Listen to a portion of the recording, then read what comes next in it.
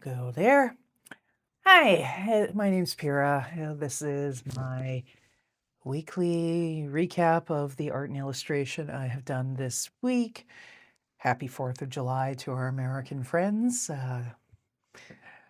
It's what day it is today, right? I'm a little distracted. Anyways, yes, 4th of July today, and then who knows, you might be watching this on next 4th of July, so happy America Day to everyone. And let's get right in with this week's drawings, starting with the Monday stream. So the Monday stream was a new project, which is illustrating a short story that I wrote for Ricky B. the Rock and Roll Rat. And I did it a while ago, but the illustrations are for this Thanksgiving in Ratsville. It's kind of the working title. It'll end up being a freebie for my newsletter, which I still have to set up, blah, blah, blah, blah, blah. So we're going through, and I think there's going to be about 30-ish illustrations, 25, 30 illustrations all told. Excuse me. And we got 3 of them done this week. So this one started with Myles. Of course, previously our Monday night stream was Myles Marv's Pursuit of Happiness and illustrations for that. But now that we've finished phase 1, we are on to Ricky stuff. Let me try to adjust the light so I don't get too crazy a glare going on down there. So the gist here is that Myles was saying, Myles being an accountant, Myles figured that they ought to have Thanksgiving at the end of April, after he's been spending 6 weeks charging $100 per tax return, and, he can do a couple an hour, maybe more if he doesn't have appointments. So, he's absolutely rolling in it. So there's this little cartoon of Myles in a cornucopia full of money, rubbing it all over himself and grinning. So that was the first illustration. Now, I've got them flipped upside down just because then as I turn it, I don't have a risk of like smudging if I were to kind of go back and forth. Anyways, that's why that's that. So then the next illustration was when Ricky was talking about Thanksgiving at his girlfriend Baby's place.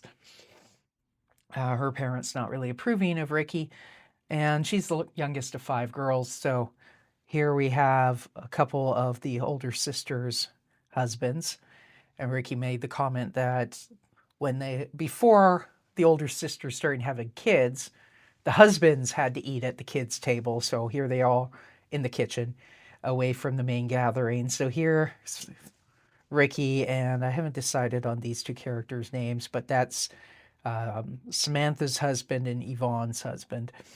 And they're all sitting around the little kids' table, which is based on a table that IKEA used to sell.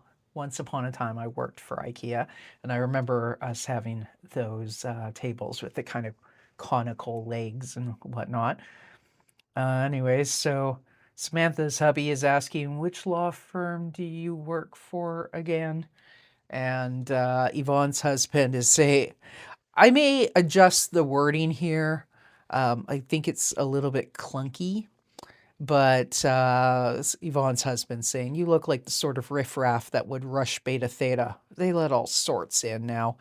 And then he kind of just carries on. So what's your golf handicap? Well, I think we can kind of guess Ricky doesn't golf. So he's kind of like, ugh. But that was that. And then the third illustration we got done on the Monday stream. This one I'm going to do some photoshopping with. I was kind of debating whether I would just redraw it, but I do like the drawing. Baby's head is too big for her body, but that's a kind of a layer squish, And okay, I got to pay attention to my chat. Derek says, when I watch Family Guy, some of the jokes that be up there are very funny. Chris is very silly to me, and Peter is way hilarious. Yeah, Family Guy had some great moments. And Derek's also asking, is this the same mouse man I drew yesterday? Ricky is, yes. So Ricky is the same guy. So it's a different project in the same universe. Myles here is the guy I was doing on the Monday night streams prior, a couple weeks ago and back. But Myles is the cousin of Ricky's girlfriend. So they ended up being related, even though a couple years ago they started as completely separate projects. And I thought it was kind of weird to have a mouse man and a rat man in two separate worlds and not combine them. So I put them in. Myles is half mouse, half rat, but he lives amongst the rats. His mom is Baby's aunt, Baby's dad's sister. So anyways, get back to this drawing. We've got Ricky being dragged by the tail by Baby. I decided I'm not going to redraw this. I'll make some fixes in Photoshop after it's scanned, and I'll kind of make Baby's head just a little bit smaller so it's on scale with her body and with Ricky. And then that's a peek of the first one that we will be inking next week, which probably doesn't show up, but it's a non-photo blue pencil underdrawing. So then we go to some Noah's Archipelago stuff from Tuesday. So what I've been doing on Tuesdays, because I not wrapped up the whole project, the Noah's Book of Days project, but I wrapped up the current phase of it. Now I have to go do a bunch of writing for the book, and then I'll know what extra illustrations I have to do. So, in the fall, we'll come back to Noah's Book of Days.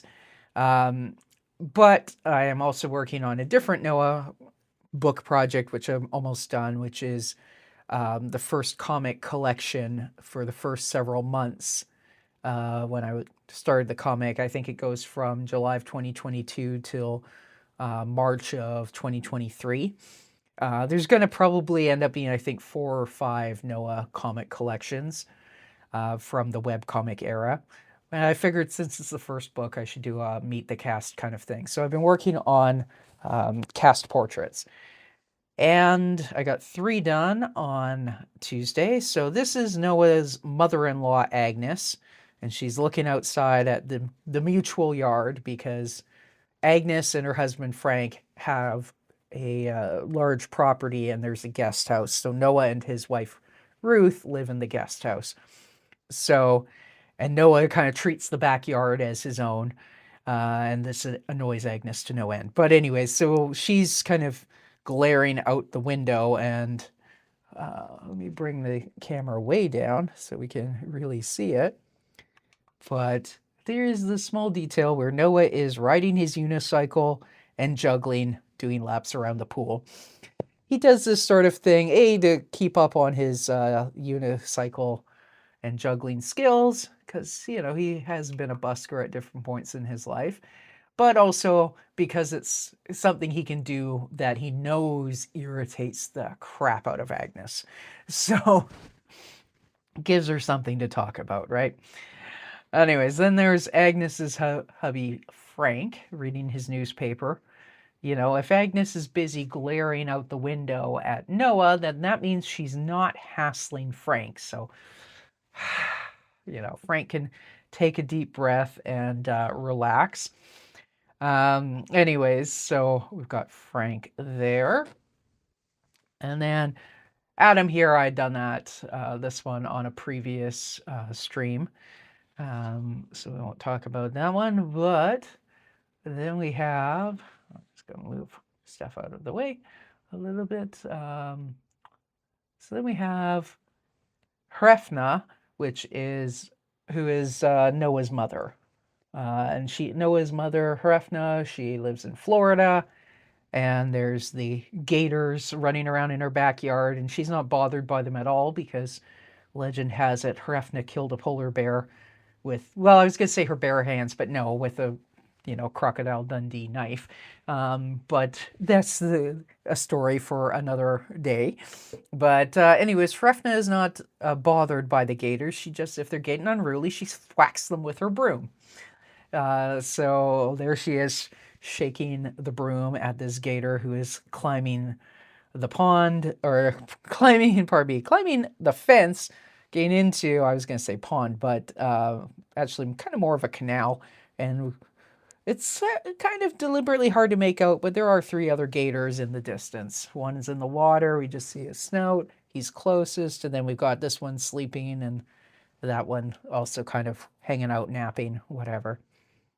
So 3 cast portraits on the Tuesday stream. Now, I believe I've got, I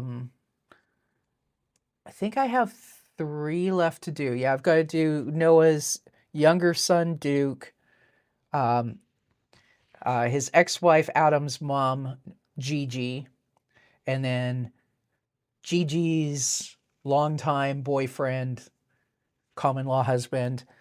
They've been living together for like 20 years. So Adam's stepdad, Glenn, who is also Noah, one of Noah's bandmates off and on over the last years, and Noah and Glenn have known each other since middle school. So I should get those 3 done next on this coming Tuesday stream.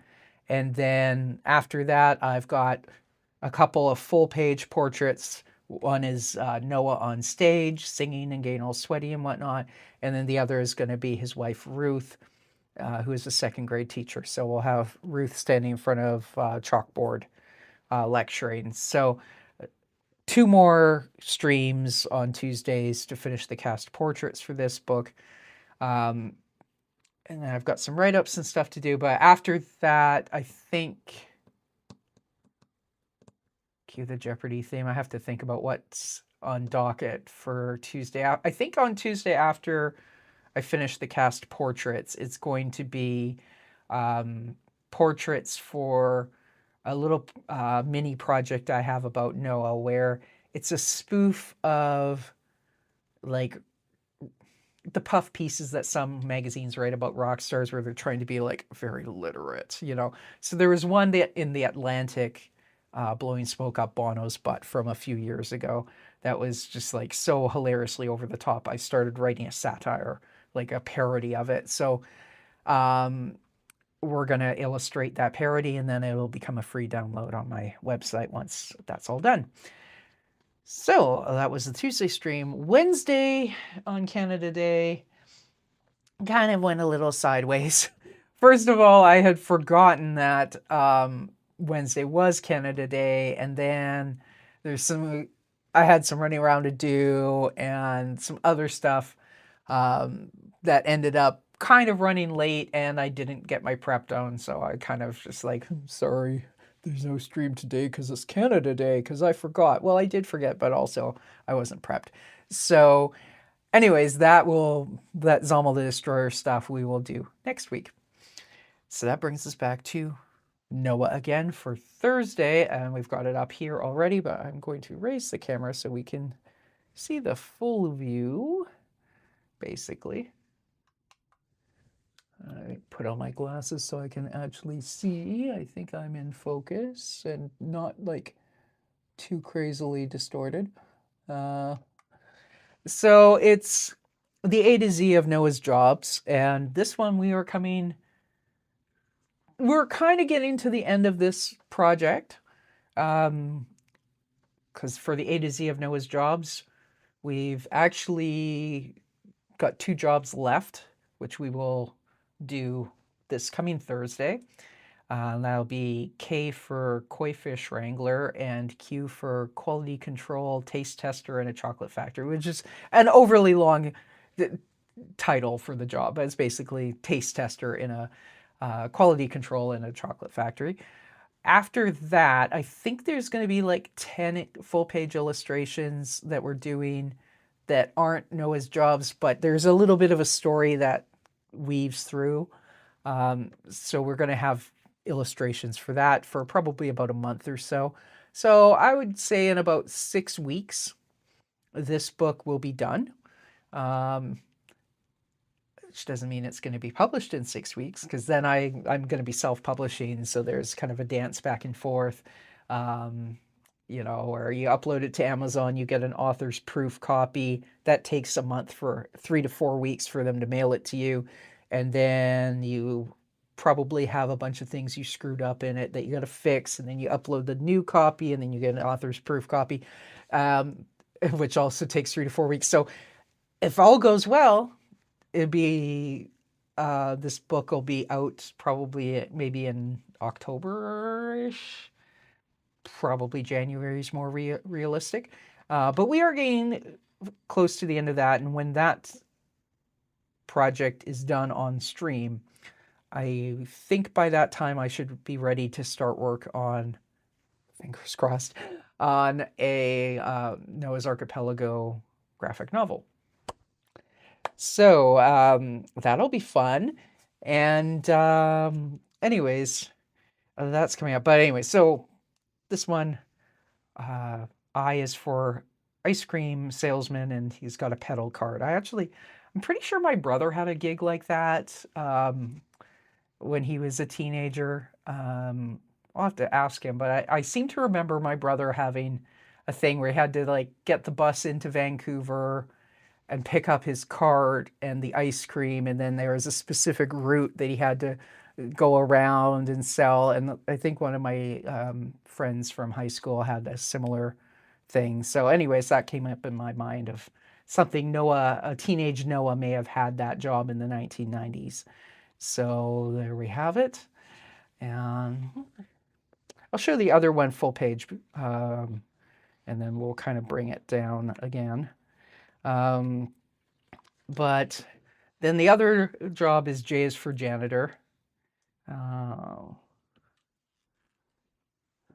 Let's see, yeah, it's there. So there's Noah kind of dancing around, mopping, probably about to slip and hurt himself by the looks of it, and singing. He's not paying attention. So this one's obviously a more simple page, but I'm trying to have a mix in the book of some that have very detailed areas, like the roses in the background here and these tiny little rocks, and some that are more simple. So if somebody's kind of having a chill day or having a hard day and they want a more chill page to color, then they've got something like this. And if they want something with a lot more detail, then they have something like this or some of the other pages. And there's like potholes and all sorts of stuff in the road. So now we go back to Ricky, our friend Ricky. So what Derek was asking about in the chat a little while ago, if this is the same guy I drew yesterday, yes it is. So I think what I'm going to do is I'm going to bring the camera down so we have a closer view of these pages, and then I'm kind of going to like scroll them. So we were carrying on because the week before, I kind of, something I ate really disagreed with me, and I had to, you know, take off very early into the stream. So these pages I had been going to ink last week, but instead I carried on. I guess actually, with that in mind, I guess I should show what I finished, because I think I had on last week's stream, or no, never mind. Now that I think of it, I think on last week's recap I showed the finished page from where I had to leave the stream early. Got a bit of an angle here, so there we go. So we've got a view into the storage loft in the studio with all the like broken drum pieces and like amp, like subwoofer cabinets and apparent, you know, broken keyboards and tangled cables, road cases, broken cymbals, all this stuff that just has been thrown up into this studio storage loft. And then we've got all the narration boxes. And Ricky's explaining that his boss, Big Mike, wanted it purged of all the stuff. So then we've got Big Mike pointing up at the studio storage loft, and it's like really dangerous rickety stairs, and then like basically a ladder to get up there. And he only wanted to keep the good vintage stuff he figured he could sell someday. So we had that page. And then we see Ricky again. Is Ricky, the whole jive with this book is that Ricky hears the voice of God, and according to Ricky, he's not a liar, but he is a misunderstander, so keep that in mind. According to Ricky, he has been told by the Lord to go forth into the sea and get the big shiny rock from the shipwreck movie and give it to his girlfriend Baby, and that'll impress her. So he's trying to build a submarine because, he doesn't know much about the ocean, but he's kind of sure that he probably can't swim out there to the shipwreck, so he figures he needs a submarine. Doesn't know how to build it, but he's thinking he can, I guess, build it out of like broken drum parts. Ricky didn't pay a lot of attention in school, we'll put it that way, okay? Anyways, so he loads up all this crap because Big Mike wants it gone. It's got big drum bits and all this. So here we have him. He's loading it on top of his car. He's taken a few loads already, and he's thinking only 6 more trips. He also orders like a ton of duct tape, 8 rolls, and that's definitely going to be enough to waterproof a submarine to go down. What is it? Like, I'm trying to remember from the Titanic inquiry. It's like, is it 4 miles down? It's like 12,000 feet. So that would be 2.5 miles down. I think it's like 4 kilometers. Yeah, I don't know. I don't do metric conversions very well, but it's down there. There's a lot of pressure. Anyways, Ricky figures that will hold. No problem, because Ricky doesn't know anything about the sea. Well, neither did OceanGate, it turns out. Anyways, so he takes all this crap home. He sticks it in the garden shed at his mom's place. Well, Ricky lives with his mom, so it's his place too. And he tells her it's for an art project, so she won't like interfere. And then, that's where it leaves off. Now, so that's what we got done this week on the live streams. In terms of stuff not on the live streams, well, I thought I would have a lot of, if I was going to actually do a lot of inking for the back end of this book, which I'm not going to show on camera because it'd be spoilers and, but I didn't get that done. What I ended up spending a lot of time on this week actually is scanning. I think I showed last week that I had a new scanner. So I now have all but one of the 150 comics that are going into the first Zama the Destroyer book. I have those all scanned. The only one I don't have is actually one that I scanned it and I posted it as a Mother's Day comic, but I gave the original to my mother. She's passed on long ago, but my dad's still around, so I know that comic is in a storage bin full of photos. I've seen it, in the last year. I know exactly where it is. So when I always go to Sunday dinner with my dad. So when I go there tomorrow, I'm going to fetch that comic and put it in my car so I can scan it. And then that'll be the last comic that needs to go in. Other than, there's a couple I still actually have to draw. Like, I've done my cast portraits and whatnot, but I realized I totally forgot that Zamo that there's going to be like an about the author thing and about this comic. So there's a couple more bonus things I need to draw. I'm not going to do those on stream. I'll do them like in the afternoon. So I may hopefully have them to show you guys next week. And one of the drawings is going to be a portrait of the cartoonist, but as seen by Zamo. So, I look like a chimpanzee. And I have a banana on my desk. I have like a thumbnail of it. I was like, oh, this is going to be funny. So I have to actually draw that. I thought I might get it done this afternoon, but no. So that then brings us to the doodle zone. Well, I was sitting and I've been doing a lot of project playing this week, but there's not really any thumbnails for that. It's a lot of like words, notes. So yeah. And then I haven't been doing any non-project doodles. But I do have one from live stream, and actually, I don't know if Derek's still in the chat, but one of the ones was, if I switch to my document camera, Derek had asked if I would draw his favorite rapper, Rick Ross. So there we have it. I'm not a big hip hop girl. I do know who Rick Ross is. I have heard of him. Like, even I'm not that far under a rock or in a cave. But I did quickly look up a reference photo of him. So he was at a black tie event. I didn't bother coloring in his tux or whatnot.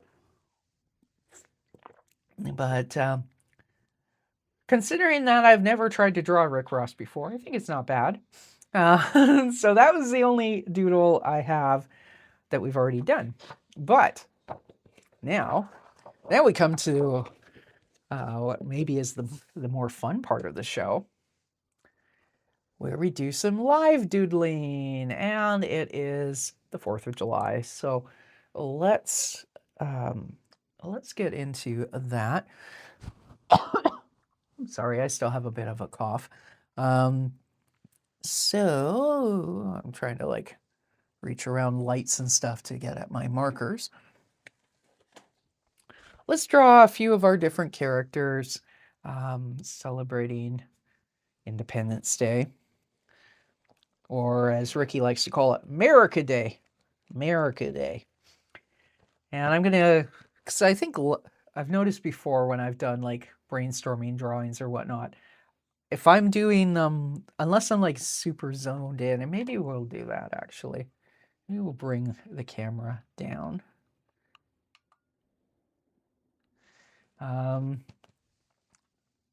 It's good to kind of have a bolder texture. So, and I'm going to also kind of, I don't think I need to have my face on the camera for this. So let's kind of shove some things out of the way. So, well, we were talking about Ricky. Well, let's kind of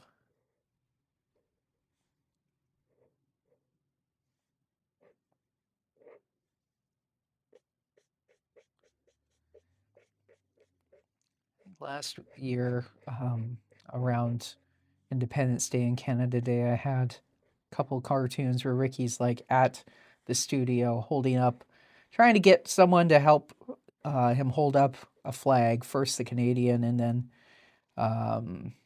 the American flag. And his boss, Big Mike, is just ignoring him. It's like, yeah, go fetch me more Crown Royal or whatever. So,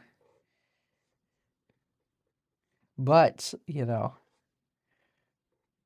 Ricky's not super huge into holidays, but he does like national holidays. You know, he likes Ratlin Day is one. That's another short story. That some of the podcasts, if you go on the Ricky B the Rock and Roll Rat channel, which should be it should be linked in the description, I think. You will find some podcasts where I was doing like Ricky's voice. Ricky sounds kind of like this, you know. I don't know why, because none of the other characters have a southern accent, but Ricky does. I don't know. I guess he watched Dukes of Hazzard a lot when he was a youngin', when he was a little rat, and that had a big influence on his brain. But anyways, so we got Ricky there, and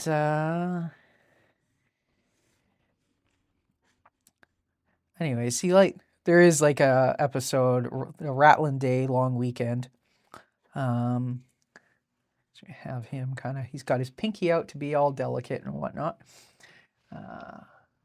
Maybe I'll switch to the thing. I don't know. I feel like I don't need to be on camera, but I guess it's kind of more social if I am, right? Anyways, so we're gonna just do really kind of rough sketches here.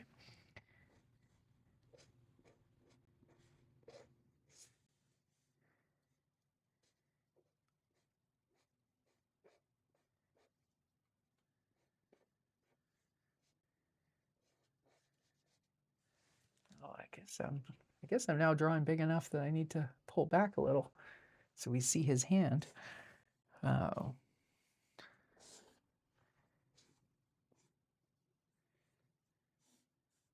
supposed to be 13 stripes, right? Okay, one goes there. So we go 1, 2.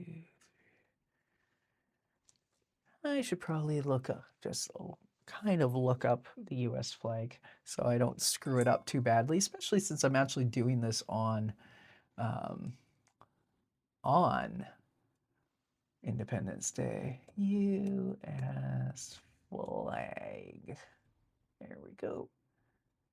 Okay, so red one.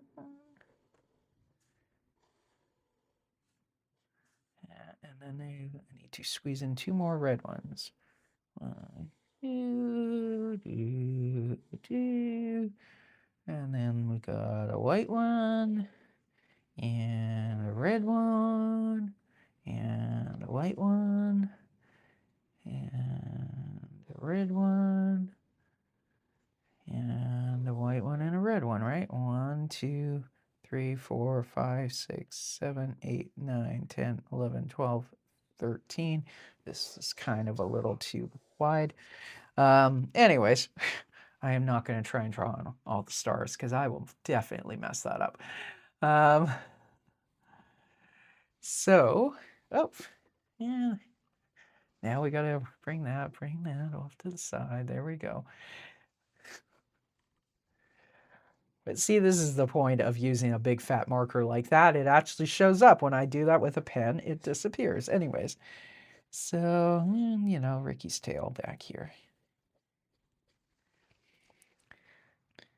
I think what I was starting to say is Ricky, I don't normally, other than in my sketchbooks, I don't normally draw Ricky and Noah in the same scenario. Although I do have an idea for a graphic novel that would have both of them, but I don't know if that'll be I don't think that's going to be the first Noah's Archipelago graphic novel. Anyways, so we've got Ricky there. One of the things he has, normally I have Ricky and Noah not really getting along. Noah's kind of actually stuck up about the whole like rats living in his neighborhood thing. But this is something they would have in common. They both love holidays. And there we go.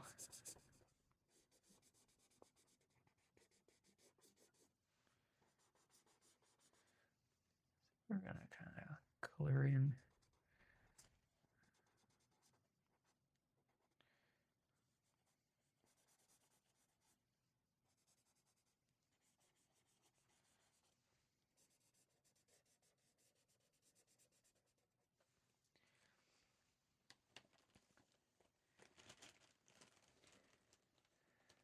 Before I forget the order, let's get the red, the stripes in.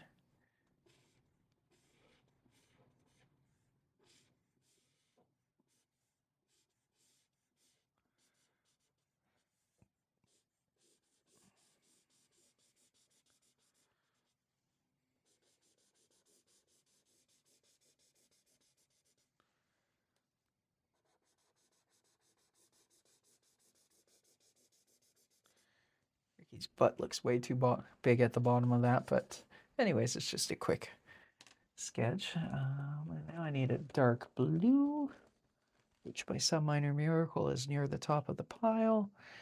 We will add it to the flag. Ricky's hair also has a kind of a blue undertone.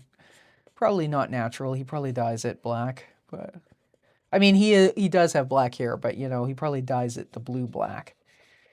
Get more of a Sid Vicious kind of look. I don't think that Sid Vicious dyed his hair though, but don't tell Ricky that. Besides, Ricky's girlfriend, Baby, is a cosmetology student who's always trying to experiment on Ricky. So this is one thing where he can kind of let her do it. It's like, well, okay, if my hair ends up blue-black, you know, then that's okay, because that's very punk rock. But I don't want my hair looking all frou-frou or weird or nothing. So anyways, as long as she puts in the right blue-black, it works. So we're going to have that. And then we also want to put a little bit of color. I always kind of tint Ricky's tail peach. all the rats actually. And then he needs a little bit of silver. And then, so one of the things I found out with rats and mice is the more relaxed and kind of happy they are, the more pink their ears are. So Ricky's ears often at least that pink and sometimes much pinker. Whereas Myles tends to be, that's as pink as they get. I'll make Ricky's ears extra pink because he's happy about it being a holiday. Not that he would get to skip work. Recording studios usually, well, it depends. If the mix engineer and the producer are showing up, then you got to work. So there we have Ricky. And now let's draw in Noah. What can Ricky be saying? Let's figure out something for Ricky to say.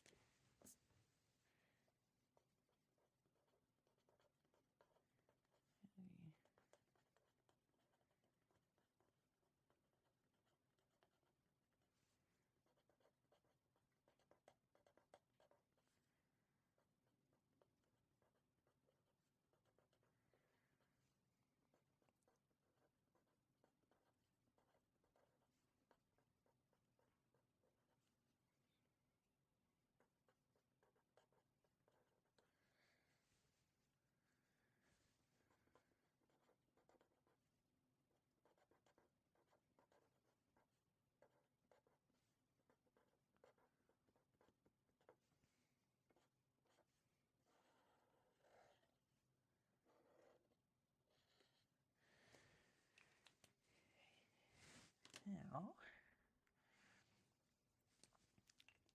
kind of thinking Noah's going to have his own U.S. flag. Partly because Noah likes celebrating holidays as well, but partly because, you know, if Ricky touched this, it might have hantavirus. I don't know if I think I did show it on the recap at some point, but it's when hantavirus was in the news a couple months ago, where I did this sketchbook doodle where Noah's like addressing me as the cartoonist and says, "Look, I don't want to be that guy, but you do know the rats and mice carry hantavirus, right? And bubonic plague." And Ricky's like going like, "Bubonic plague? I don't know. I thought their last album was pretty terrible."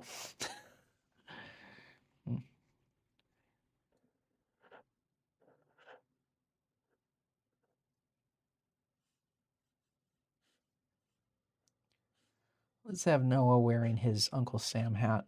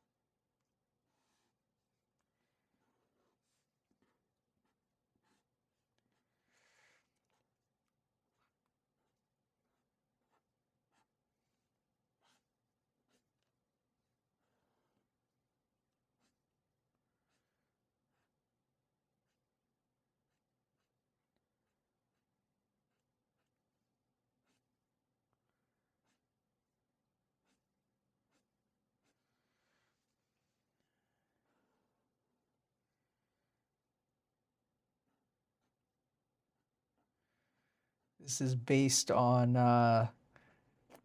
cartoon. Well, Noah's costume, that is based on a cartoon I did a while back, a few years ago, um, where Noah's sexy Uncle Sam costume had gone missing.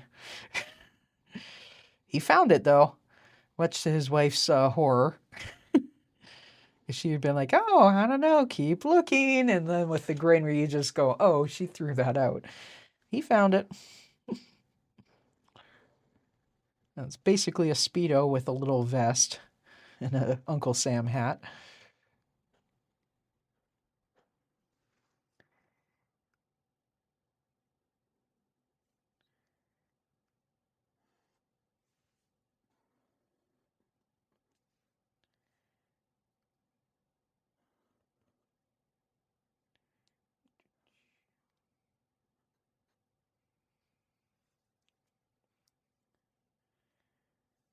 We'll assume, though, for the purposes of this cartoon, that Noah's wife Ruth has been vetoing his clothing decisions today, so he's wearing jeans.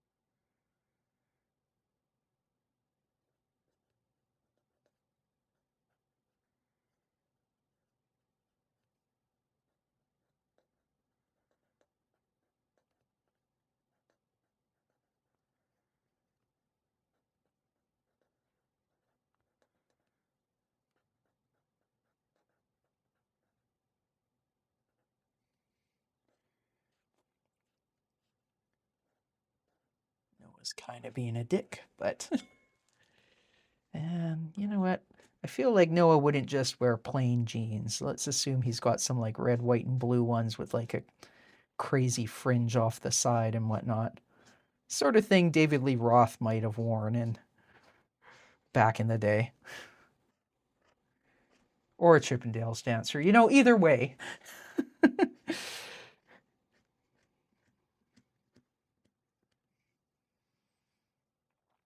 Actually, I think it was Michael Hutchence from In Excess who had like leather pants that were like navy blue with white stars down the sides of the leg. I think I'm getting that right. Um,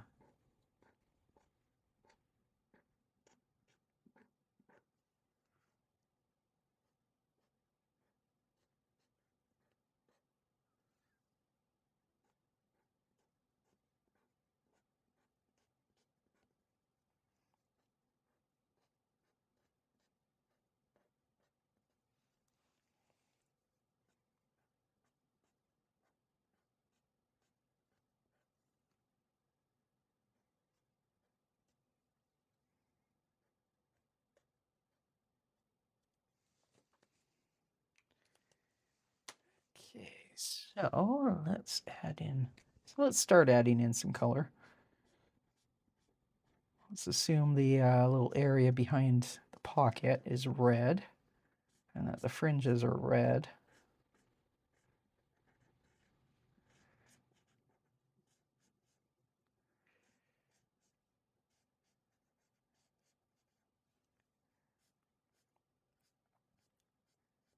Noah might have found these like thrifting or whatnot. Every so often, I see, there's some groups on Facebook that show like crazy things people have found in thrift stores and whatnot.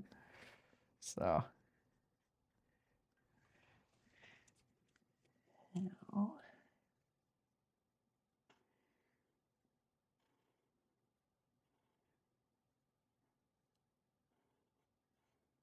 I don't think I do go thrifting quite a lot because it's kind of fun to find weird stuff. But even so, I don't think I've found anything as out there as what Noah's wearing. I mean, I've found some good finds. Like I found actually a genuine Coach bag, um, and I didn't know it was Coach initially. I saw it from a distance. I'm like, oh, it's about the right size, and it's like magenta, and I'm like, oh, I like that bag. And asked to see it, and you know, I was like, oh, the leather's really soft and all this. And then it was only afterwards, I kind of noticed it had a tag that said Coach, but at least at first I was like, yeah, that's a counterfeit, right? Like it's got to be a counterfeit. And I got it home and I like looked it up and actually no, it's, you know, was able to authenticate the bag. I mean, it's not like a super high end Coach bag. It's one that would have originally sold for about $250 Canadian or so, and that's about what they go for. Well, I don't know what the original price would have been, but they go for about 250 on eBay now, and I paid like $70. So it was a pretty good score. But even that is like it was nice, but it wasn't like crazy kooky. I think the craziest, even then, it's not that kooky. I did one time see a pair of like sky blue metallic fluvogs at a Sally Ann, and they actually were my size, and they were like $250, which you know they were lightly used. I mean, sometimes you can get fluvogs on clearance for that price. The only thing is, I knew by looking just one look at them, they were a few years old. They weren't a style that I'd ever tried on, but they were similar in shape to ones I had tried on when that I knew it's like, yeah, my foot's not gonna fit in that. Like I wasn't even gonna bother asking to see them.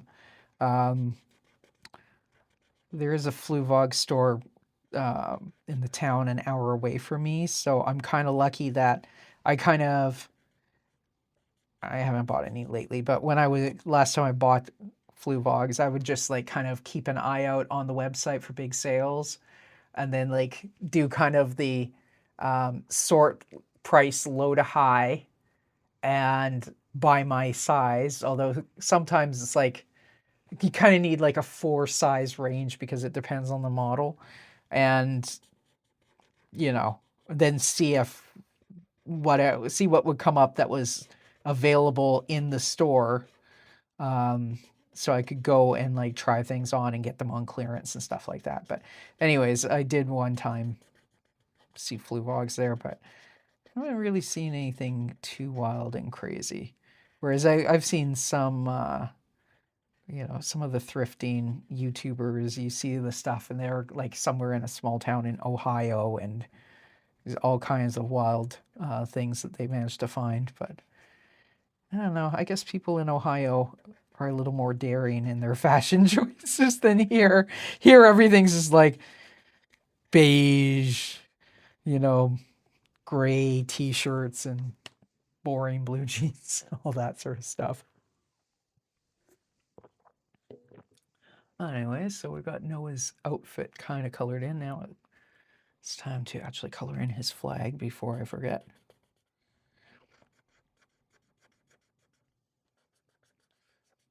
This marker is running out of ink, but I do have my whole bin of like alcohol markers, so I may go and reinforce things. But at the same time, we're kind of doing doodles, so we're not too worried. I think that's 7, 9, 11, and 13. Kind of in the ballpark of correct.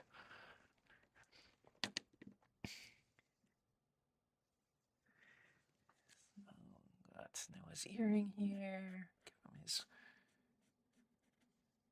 gray streaks.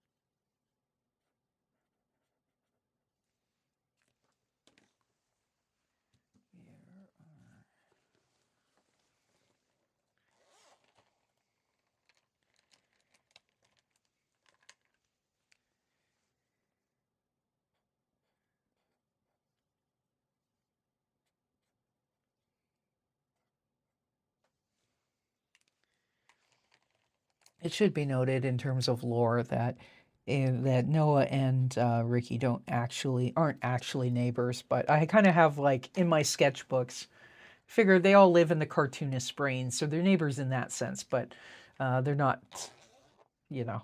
Noah doesn't actually appear in Ricky B. the Rock and Roll Rat comics and vice versa. Um, Although I do have some random weird cartoons where they have overlapped.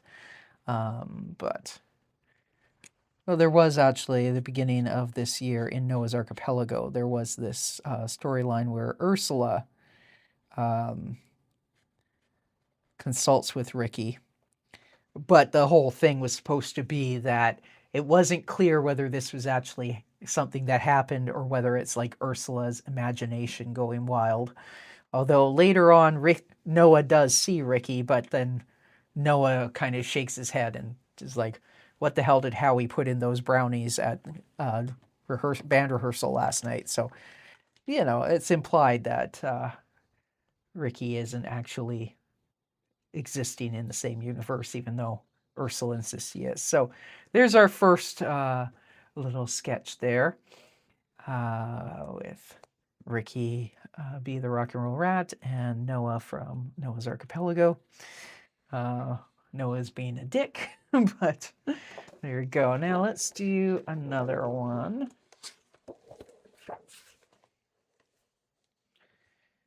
Ooh, this is the last page of this sketchbook.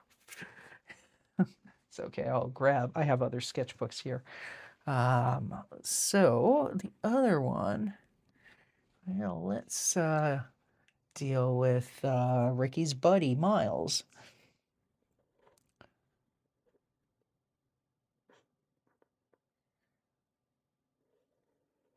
Myles is a money-grubbing little twerp. So what Myles likes best about Independence Day this year is that it's on a Saturday, so it doesn't impact the markets. Except I'm pretty sure probably the markets are going to be closed on Monday, I would think. But anyways, that's the first thing to come into my mind about Myles's attitude.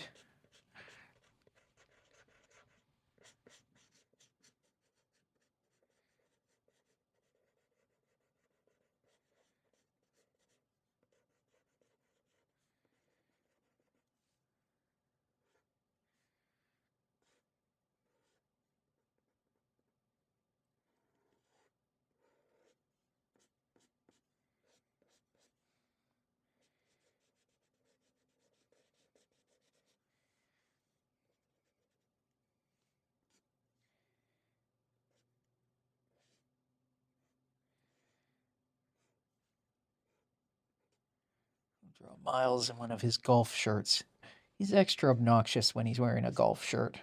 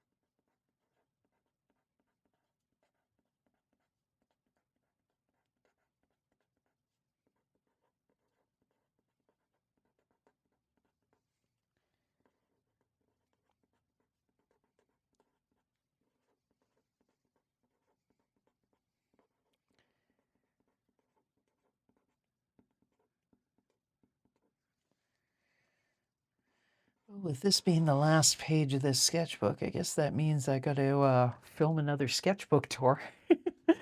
Now, I do have, I was supposed to get posted for tomorrow, but it's not going to happen. I'll have to do it for next week. A project tour of the first 12 illustrations of the Noah's Archipelago Book of Days. I have the video shot, I just haven't edited it yet. But I guess that means for the end of July, I'll have this sketchbook tour as well.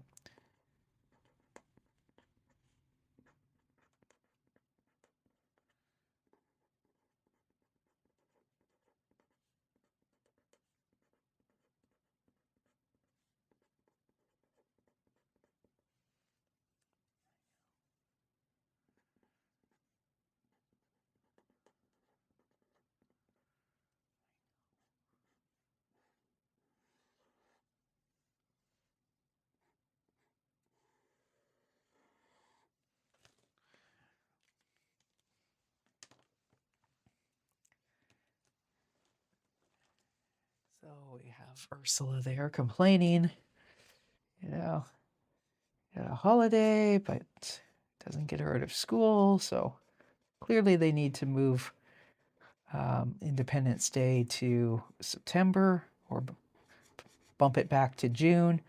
Of course, it's a different country. Ursula and Noah and all them are in Canada and Victoria. So, but you know, Ursula doesn't pay much attention in geography class.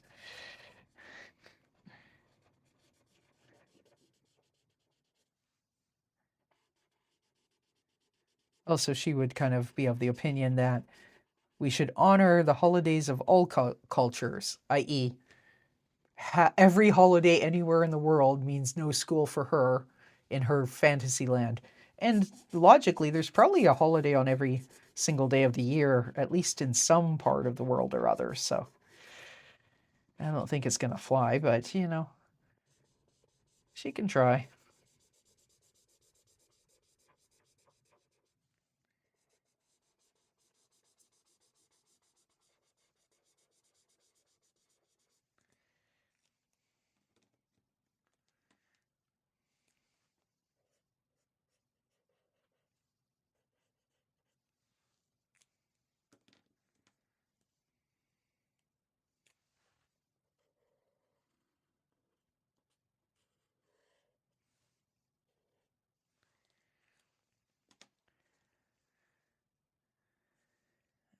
Myles is a brunette. He does not dye his hair. He's got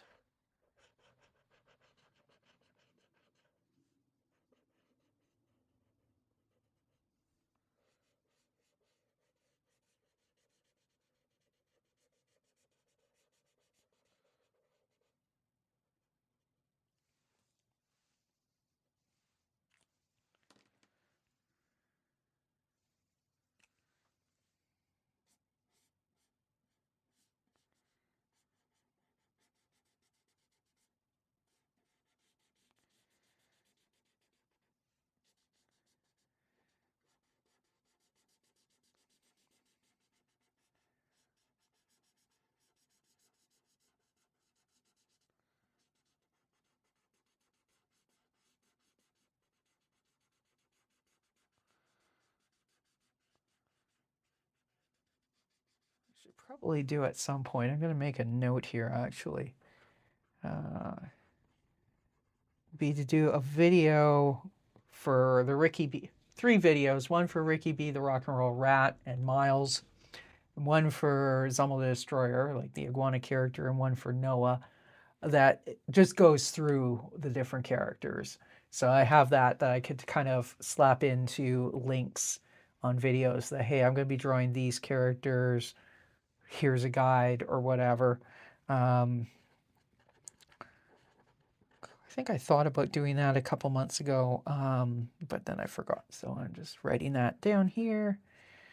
NA for Noah's Archipelago, RBR, and Romo.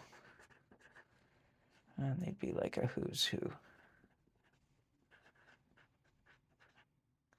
especially because now I think I've got enough portraits of each character, enough drawings of each character that we can do that. Anyways, need a good color that's kind of a beer color.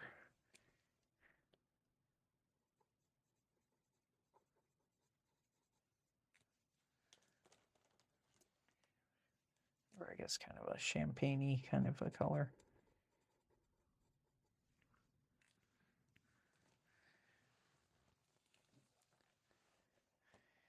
So let's color in Ursula's hair. I'm also gonna, while I'm coloring in Ursula's hair, I'm just gonna say my streaming schedule is going to be adjusting as of Monday. I think this 7 p.m. start time that I've done today and last Saturday is gonna work out a little better for me than the 6:30, and I'm talking Pacific time. So for anyone who's been watching my videos, just know that the live streams are going to start a half hour later, starting on Monday, or at the exact same time as the time this one started today. So, which means I've got a little cartoon flyer that I printed out that has the old time. I'm going to have to go and Photoshop that and print some new ones. I guess the old ones, well, recycle them. Realistically, what's going to happen is the old ones become the raw material for my grocery lists. I'll just write my grocery lists on the back of them and use them up. But yeah. So yeah, the usual schedule is changing. So things will be starting at 7 p.m. Pacific moving forward. The Monday stream will be, Mondays and Fridays are going to be Myles and Ricky days. On the Fridays, we're currently working on Ricky B Goes to Sea, and that was a project written before Myles was even a character. So Myles is not in it, but the next graphic novel for Ricky and Myles that'll be starting, I guess, October, November, somewhere around there. Myles will be in that one. On Mondays, we're doing, as I showed earlier, the illustrations from the Thanksgiving in Ratsville comics. Or, it's not a comic. It's an illustrated short story. Now I've got to find...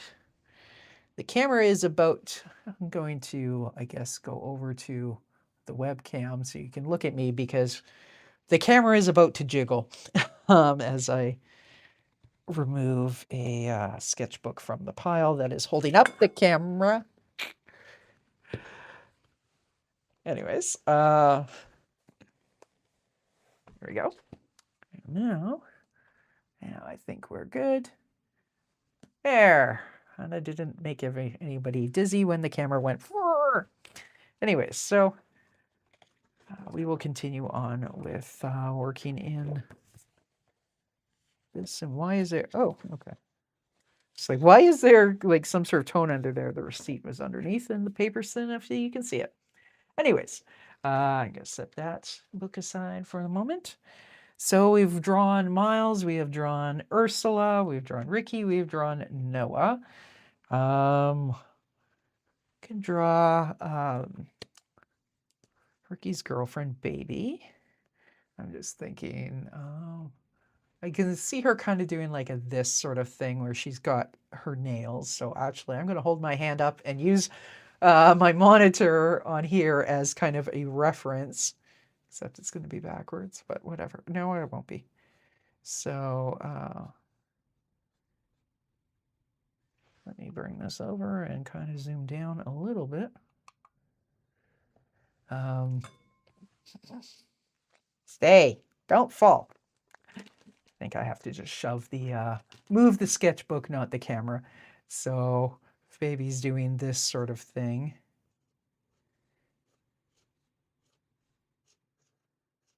Obviously, we're doing very rough, brainstormy kind of sketches here.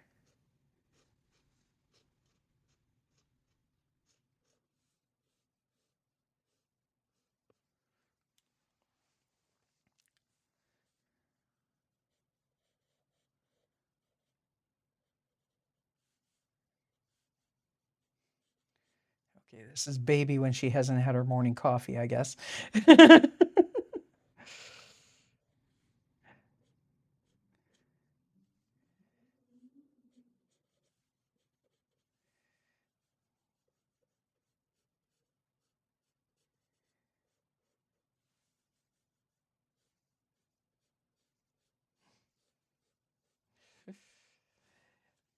That does not look any. Let's try that again. Baby's kind of. That might be what baby looks like in 30 years after she's had some bad plastic surgery. Okay, let me start with her face. That'll probably be more flattering. Um,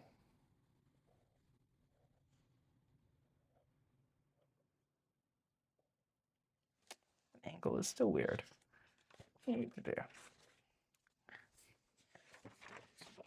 Baby's one where sometimes I find I need to do like the non-photo blue, very rough kind of underdrawing, which means it's not going to show up on camera. But kind of outline her head a little bit, and then look, she's got the crazy fake lashes. I mean, they're perfectly natural lashes, but yeah, no, they're fake lashes.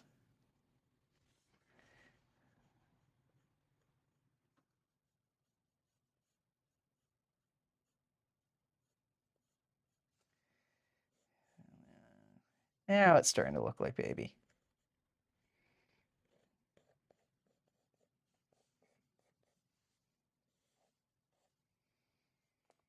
And that's just kind of a factor of I have not drawn baby as much as I have drawn Ricky and Myles. So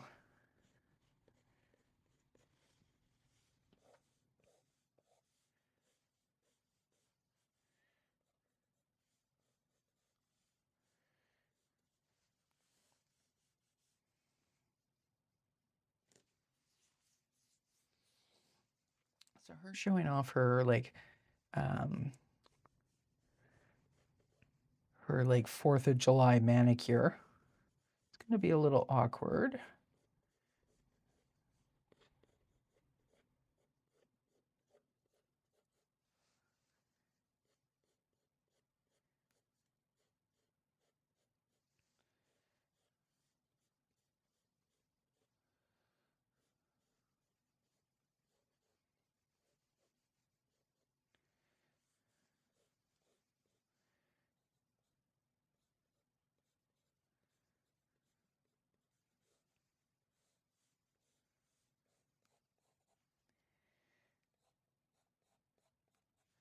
This is where she ambushes Ricky out of the blue, and she's got some ridiculous looking nails and asks him his opinion, and he'd better say they look fantastic without any hesitation, or he's in the doghouse. So there we go. And you can draw her tail as well, coming out. Now we start lining. And what this tells me is I need to draw baby in my sketchbooks more, because I have drawn her, I regularly draw her, but usually it's this style, not straight to the dark line, right? So anyways, let's...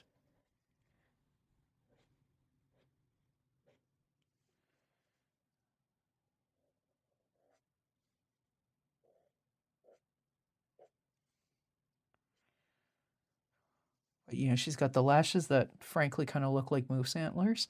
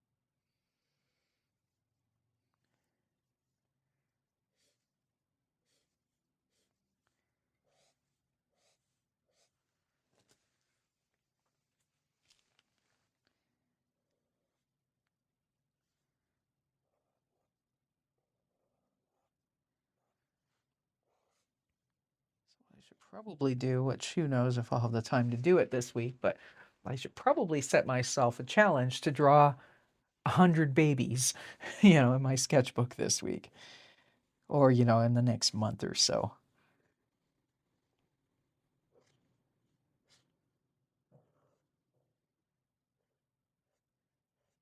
Baby in her wild and crazy outfits, because one of the things that her cousin Myles comments on at different points in some of the stories is that Baby has questionable fashion sense. That she likes what she draws, of course, but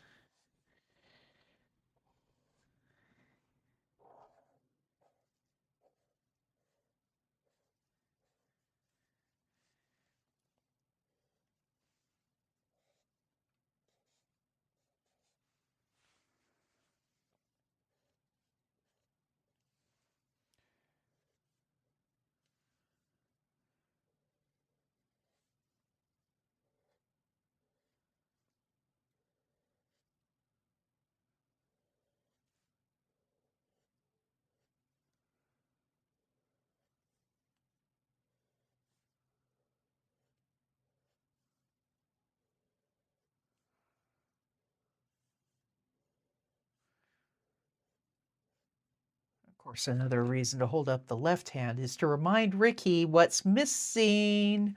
You know, one of these days he will buy her a ring. Of course, it's kind of her own fault because she keeps talking about, this crazy expensive diamond and platinum ring that she wants from, the rat world equivalent of Tiffany's that costs like $80,000. So, you keep pushing that. Well, Ricky's got to save up for that if he figures that's what he has to get her. So, in the meantime, no ring.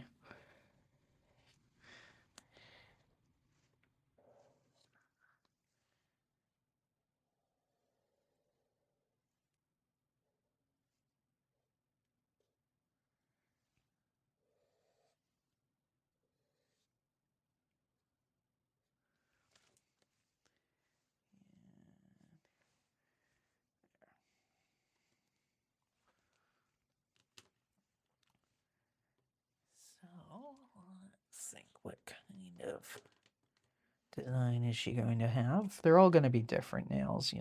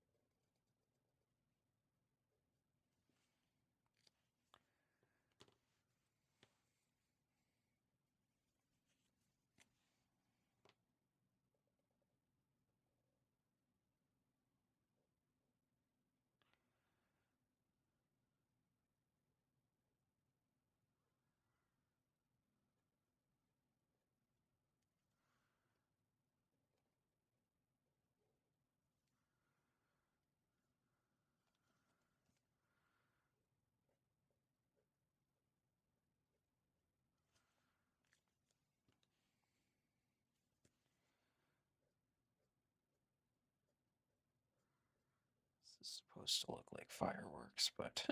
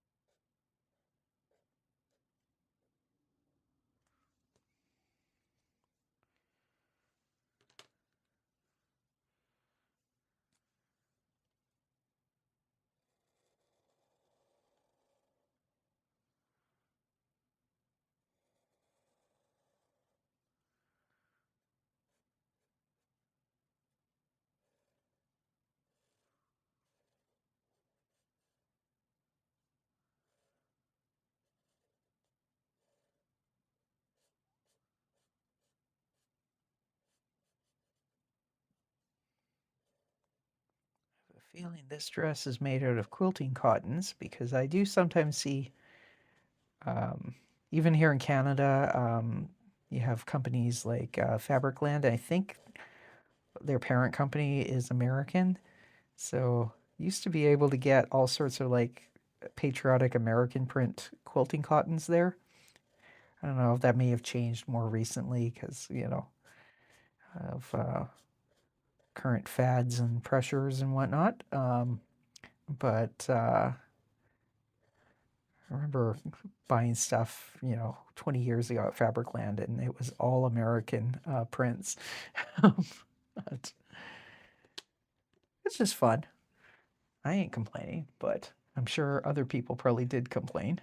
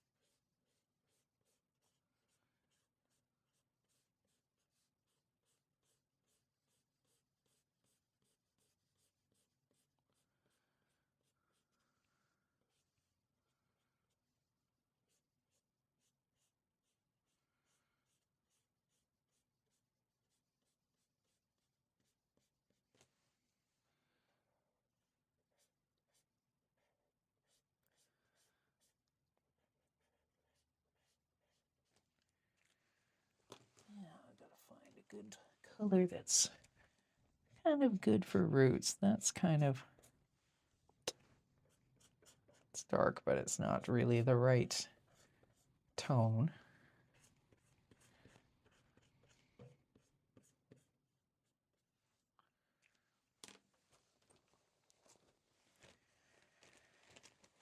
So let's see what we got in here. That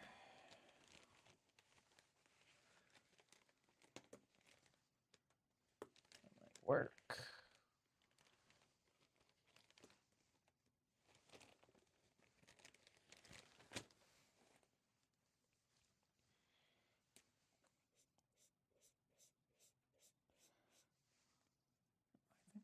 It's not the same color. It shouldn't be, but it appears to be. It is slightly different.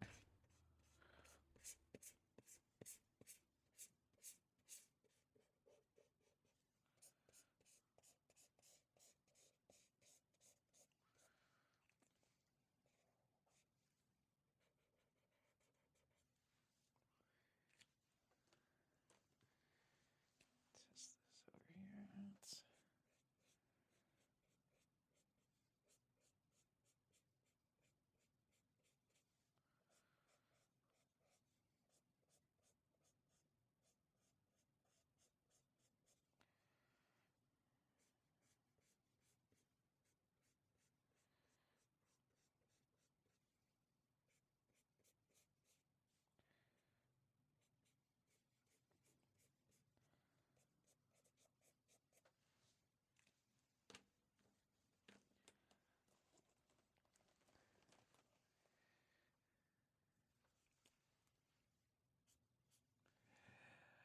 Hello, Jimbo. Yeah. Yeah, yellow definitely is a problematic. I think it also kind of depends on the brand of markers. I mean, these are staplers, but they're not bad, but there's a few colors where it's a bit of a problem. Um, it's kind of like with my alcohol markers, finding greens for whatever reason is an issue. I've got loads of like really pale greens or like really like cartoony greens, but finding one that blends is a bit of an issue. I'm gonna try this alcohol marker actually, because I think it might be kind of the shade that I'm looking for. Yeah, that's kind of a little bit more. I'm gonna stick this underneath because this is gonna bleed through like crazy. But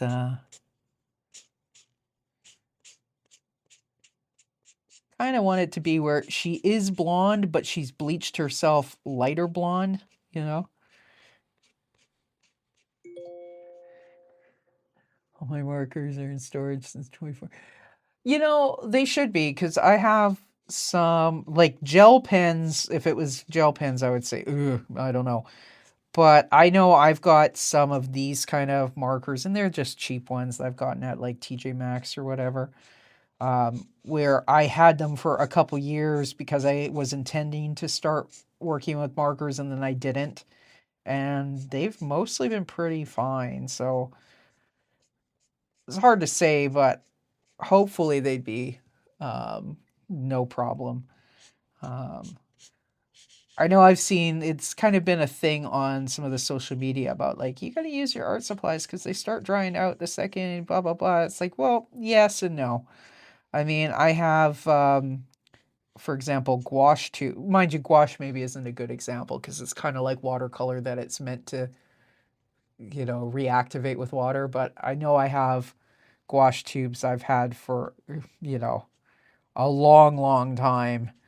And as long as the um, the main problem is actually that the lid wants to stick to it, and then you can't open it without basically tearing the tube. But those are all pretty fine.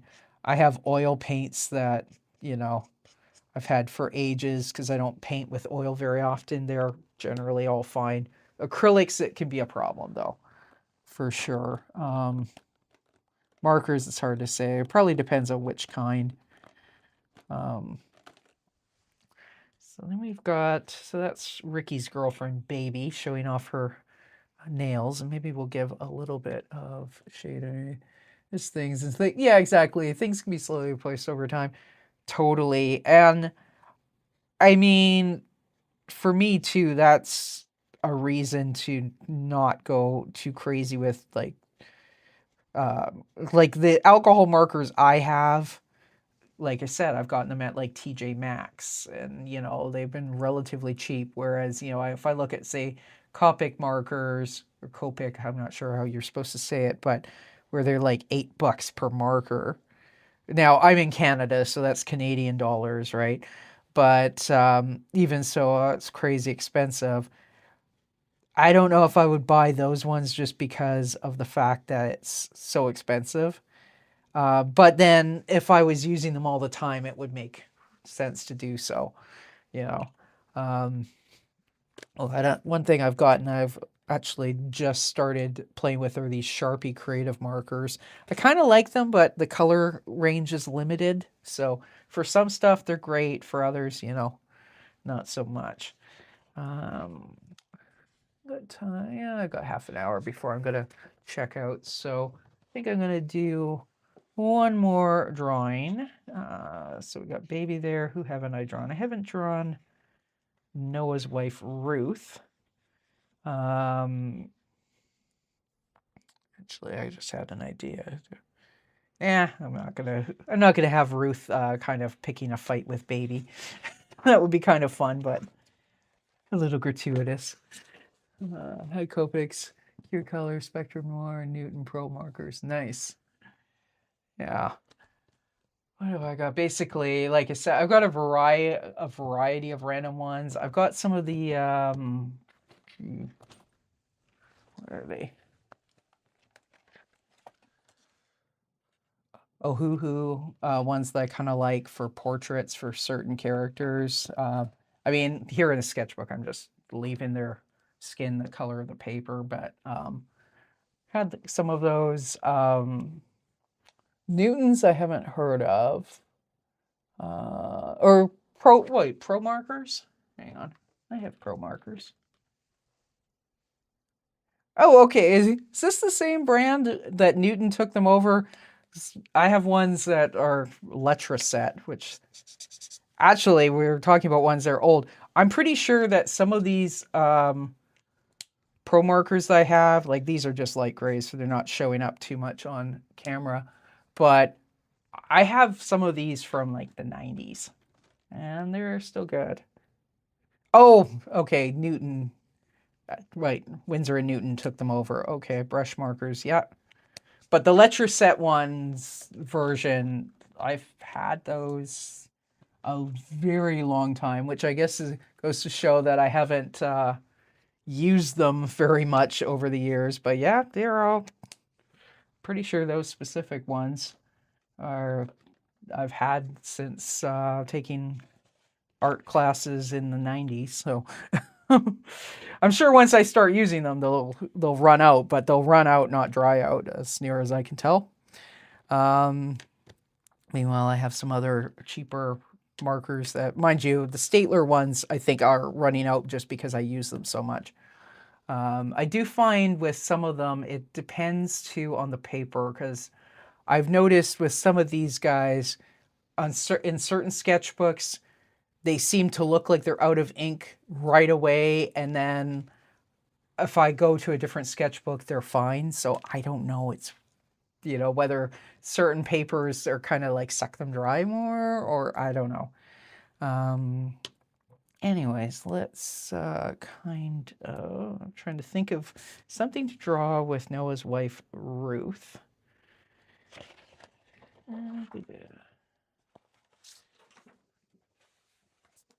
Related to the United States. Well, maybe Ruth's going to try and educate Ursula on something to do with the States before we watch the fireworks. You need to learn the history, something like that.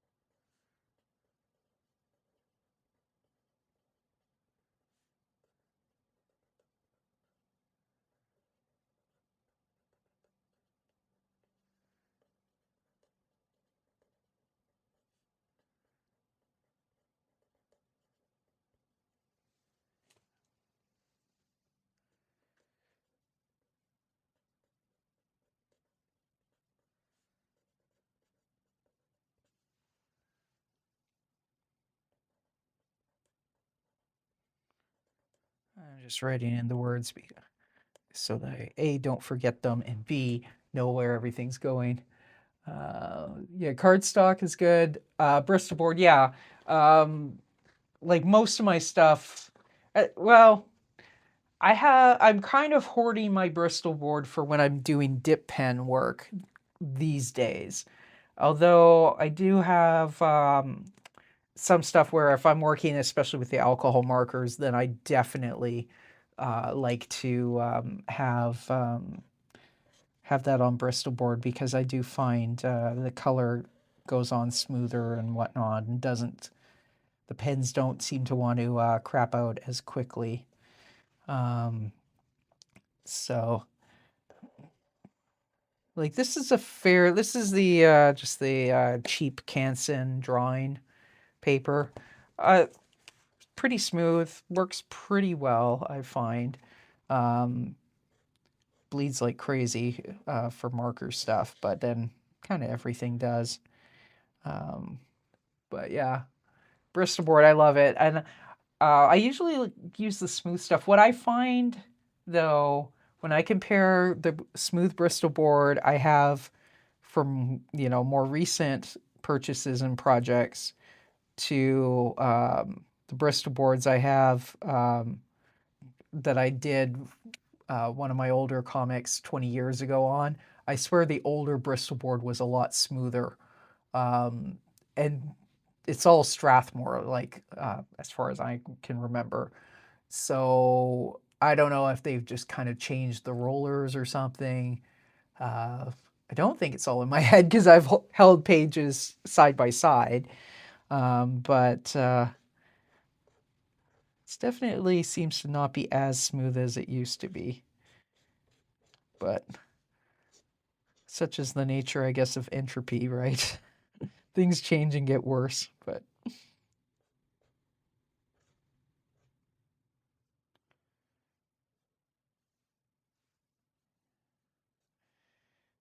Ursula's eating a brat here.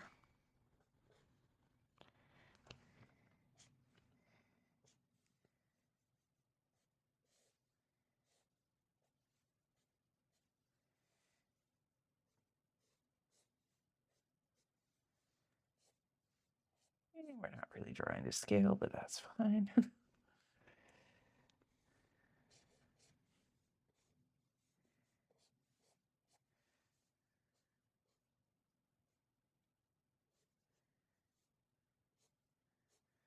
Ruth a picnic basket, which actually it's probably not showing up on camera, but a little bit of business with the hands, as the theater people sometimes say.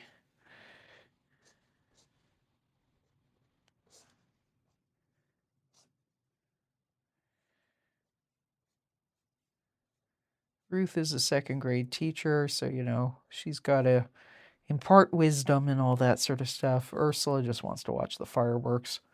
So,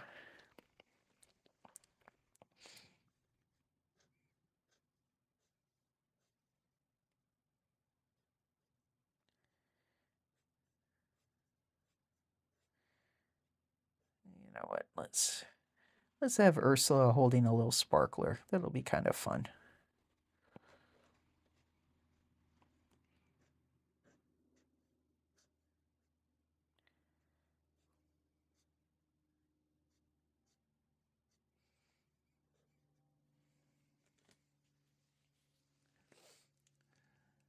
Boy living in the capital of Scott. Oh yeah, that would be awesome.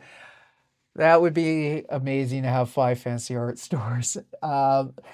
Like I live in a small town on the west coast of Canada on Vancouver Island. So I mean we can order stuff online, right? And within an hour's drive, there's a couple art stores down in Victoria. When I lived in Vancouver, though, it seems to me that there was more choice, even though everyone would just go to Opus, which is kind of like I want to say it's the standard one in Canada because I think in the East, like Opus is only kind of in BC.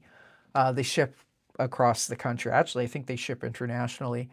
But I know in Eastern Canada, it was more like Desserts. And then we have Michael's, which is actually an American hobby store that is throughout Canada. So um, probably I would say, I mean, Michael's, I still have to drive like an hour to get there. Uh, I would say that I probably get more of my supplies at Michael's and sometimes even some of the office supply stores. There's a couple of them that, like the Staedtler pigment liners that I use a lot, the office supply store has them and they're cheaper than either Opus or Michael's. So that's where I go. It's like, yes, look at me being all businessy, like going there to buy sketchbooks and stuff. Their selection is very limited, but what they have is, going to be a lot cheaper. So there's that. But yeah, I mean, I think I think there's also a lot of stuff now where it's gone online. So I mean, I have friends who order certain things from Jackson's because Jackson's will ship here. Um, and then some of the more specialty stuff. I have another friend who uh, he buys all his oil paint actually from Blix in Seattle, you know. And every so often people give him shit about you should be buying Canadian, and he just kind of blinks and it's like gives them like the cold stare. And he's like, it's 30% cheaper even after exchange and shipping. And then they usually don't know what to say to that. This is like realistically.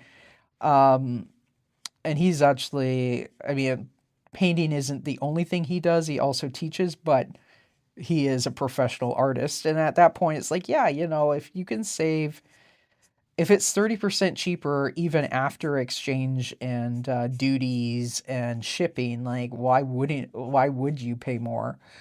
But yeah, and when I was in Vancouver, like for acrylic painting, there's a Vancouver-based company called Chroma, which is awesome. So like when I lived down there, I would go and buy a lot of, I would buy at one point, I think most of my acrylic paint was Chroma. Now because it's of the shipping and all that. Like if I went over to Vancouver and stopped at Vancouver Island, yeah, sure, I would grab a few containers of Chroma paint, but we have some brands that have gone by the wayside. My favorite brand used to be Stevenson for acrylic and also for oil. Stevenson went out of business in, I don't know, 2009, which is actually kind of funny what we were talking about stuff drying out in storage. Like I still have Stevenson oil paints that work fine. And I had, because I had like large quantities of certain of the Stevenson paints where I would be like, oh, I use this color a lot. And I'd just buy like 5 tubes. And then if I wasn't painting for a while, like there are some Stevenson colors that I've just run out of in the last year. And the company hasn't existed in over 15 years and none of it was dried out, It was all in tubes though. I think like for acrylic paint, I think the tubes usually work better in terms of that, whereas if you have like the little tubs, then stuff will dry out a lot faster just because, you're opening the lid and there's what you're introducing an airspace, right? So those become a problem, but the tubes usually won't dry out unless they get punctured or something like that. So, but yeah, that's definitely a huge advantage of living in a city for sure. I mean, when I moved away from Vancouver, I was like, I'm never coming back here, blah, blah, blah, blah, blah. But I have definitely thought over the last year or so that, obviously Vancouver real estate is insane in price. But at some point, if I could afford to, I might actually move back to the suburbs of Vancouver. And it's stuff like that and having access, you know, because yeah, you can order stuff online, but it's not the same as being able to go and like browse in the store and, kind of see and handle things directly and then decide on what you're going to buy, right? So,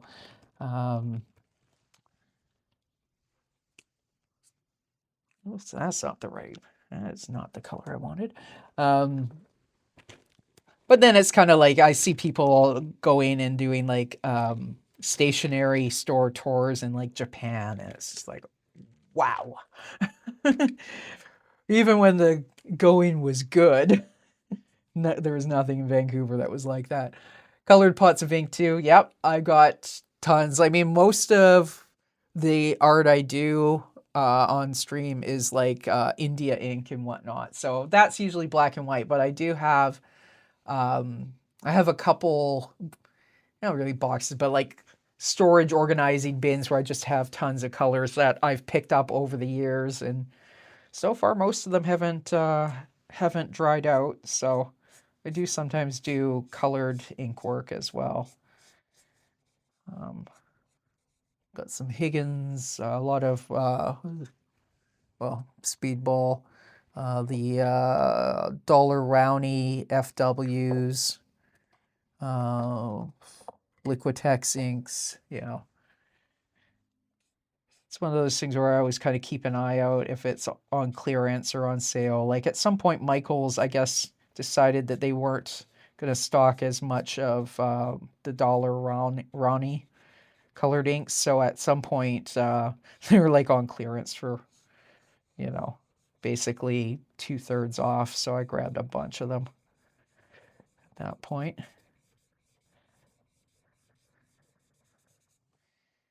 Probably put some toning into this dress. Ruth tends to wear a lot of neutrals. So we may gray this down a little bit.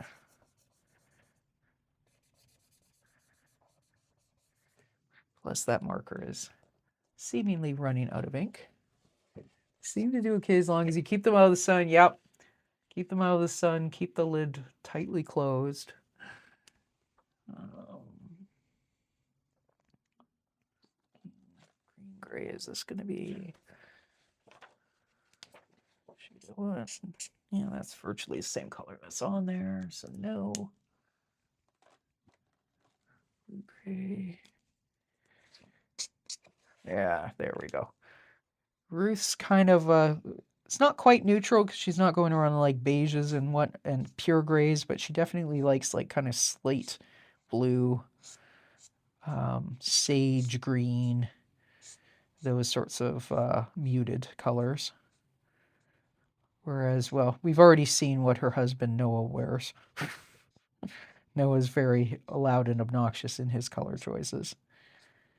Wears a lot of costume type stuff as well. Ursula tends to either be wearing an orange shirt or a dark green shirt, but occasionally stuff like a red shirt.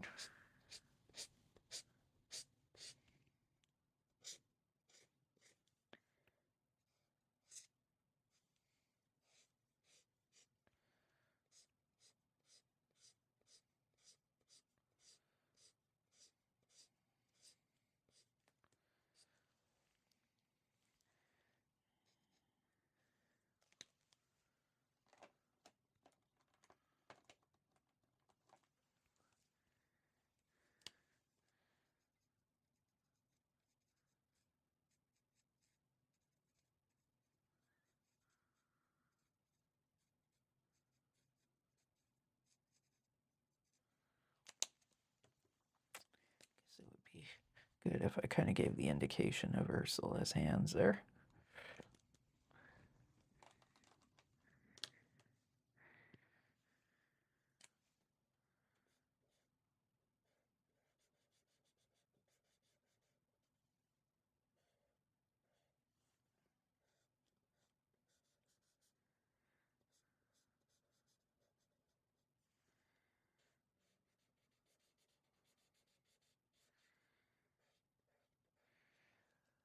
So yeah, as far as Ursula is concerned, it is indeed Benjamin Franklin's fault that she has to get up and go to school because now obviously Benjamin Franklin did not invent the alarm clock. I mean, really, I don't know who the modern alarm clocks. I'm sure Wikipedia would tell me who invented them, but I mean, back in medieval times, people would have, there'd be like neighborhood watchmen or night watchmen or whatnot, and there'd be people who would wake up with the sun who would be paid to like throw pebbles at your bedroom window and scream, yell at you until you got up,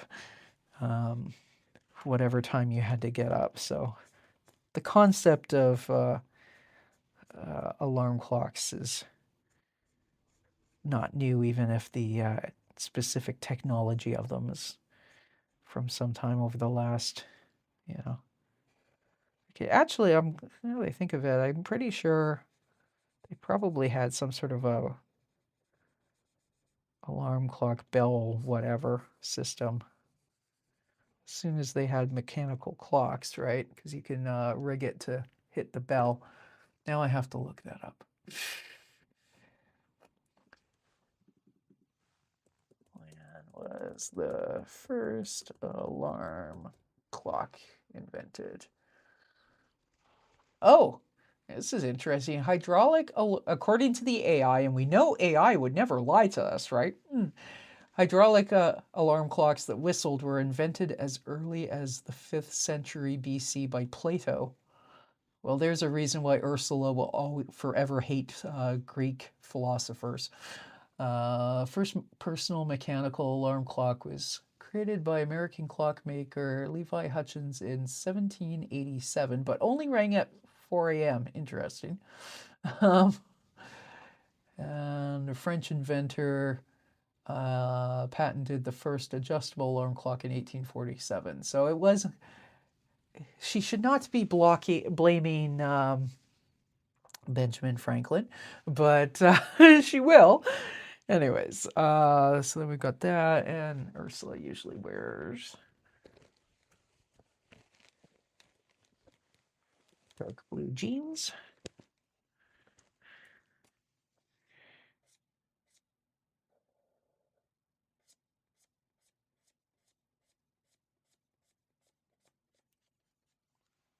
And that doesn't show anyways. And that brings us to 9 p.m. So we've been streaming a couple hours. Let's kind of wrap up and have a look at what we have done so far. I mean, of course, this is my weekly recap stream. So the first thing we did, of course, was to have a look at the stuff that I did on my streams earlier this week. There's my schedule, but 7 p.m. Pacific going forward. I talked earlier what it is. So Monday, we're going to be working more on Thanksgiving in Ratsville illustrations. Thursday, Noah's Archipelago cast portraits. I just realized I forgot to color in Ursula's ponytail holder elastic thingy. There we go. Wednesdays, on the Destroyer. Thursday, Noah's Archipelago. The A to Z of Noah's job history. And Friday will be Ricky B. the Rock and Roll Rat with Ricky B. Goes to Sea. And then, of course, next Saturday, same thing. Jimbo says, they had a lot of clockwork doohickeys back then, many of them funded by patrons to flex on the poor. Yeah, and of course, the public clock tower things and whatnot, which I guess were kind of like a public work kind of idea. Definitely a lot of private ones for the wealthier, for sure. I mean, when you get down to it, the poor people, a lot of them, especially before industrialization, they were laboring in the field, so they didn't need an alarm clock. They would get up with the sun.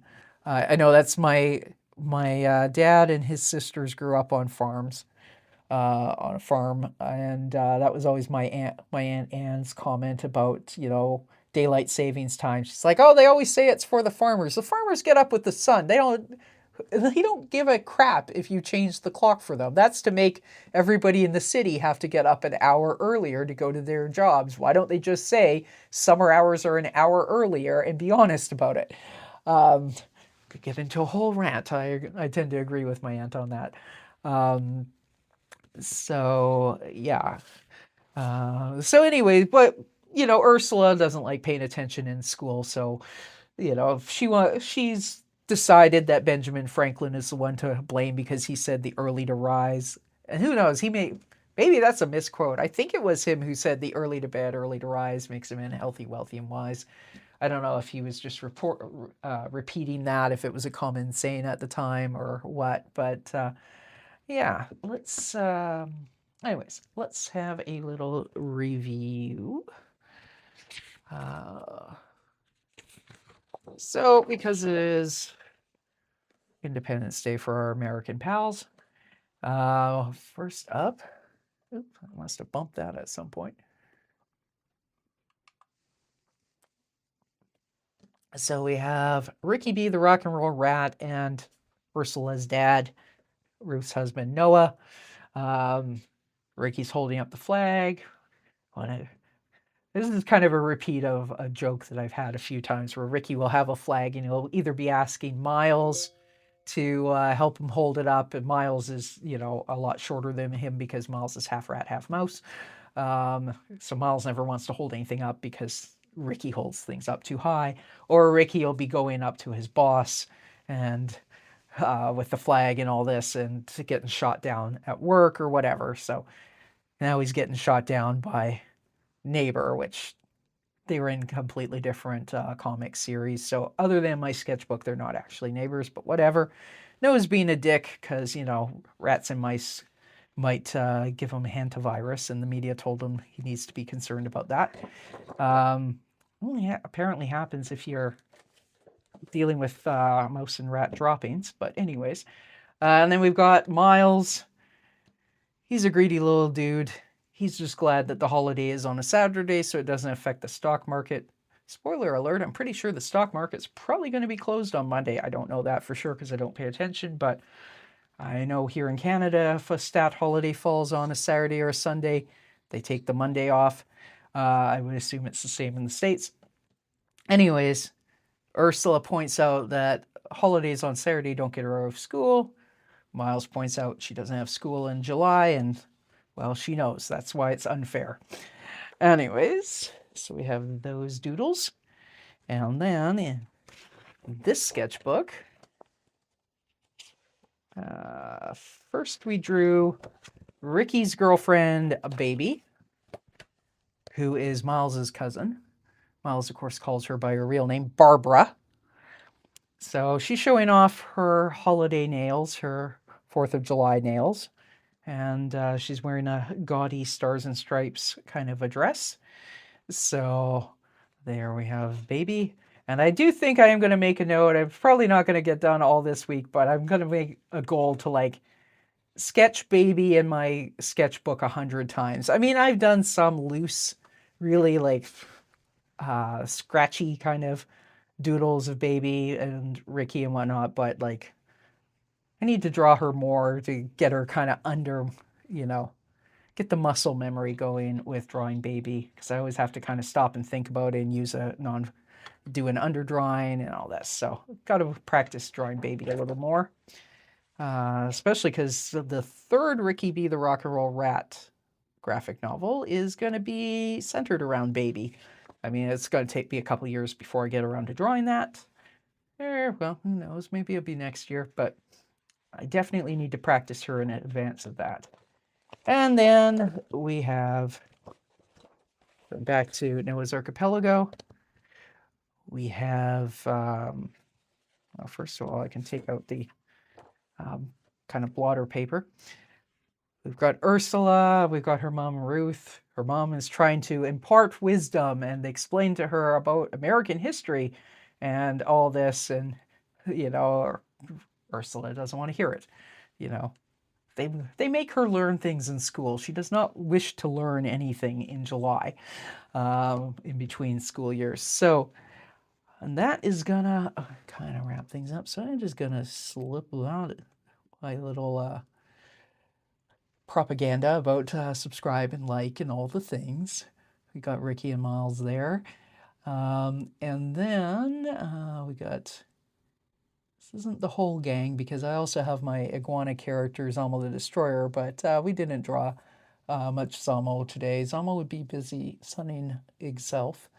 And perhaps Zomo didn't want to hang out with, lesser mammalian creatures, and that's all.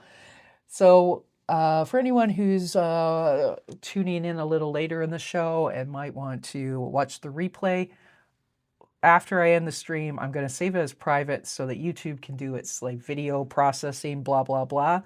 But I always make it public, usually sometime around noon the next day. So you'll be able to catch the replay tomorrow. And yeah, and then the outro that I'll throw on, not when it's live, but for the replay will be a link to the live drawing with Pyrrha playlist, so you can check out my various other streams and watch me draw other stuff. So thank you so much for watching. Happy Independence Day to our American friends. Happy Saturday to everybody else. And hope you've enjoyed the stream, and we will see you again real soon. Bye for now. And it would help if I had the thing up and ready to go. Okay, see you later. Bye.